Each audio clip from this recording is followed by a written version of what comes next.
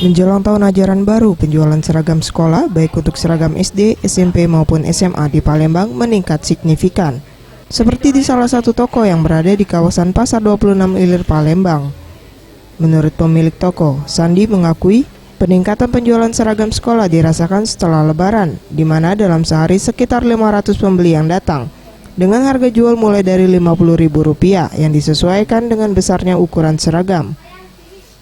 Sandi menambahkan penjualan seragam sekolah ini di tahun ini meningkat 70% jika dibandingkan tahun lalu.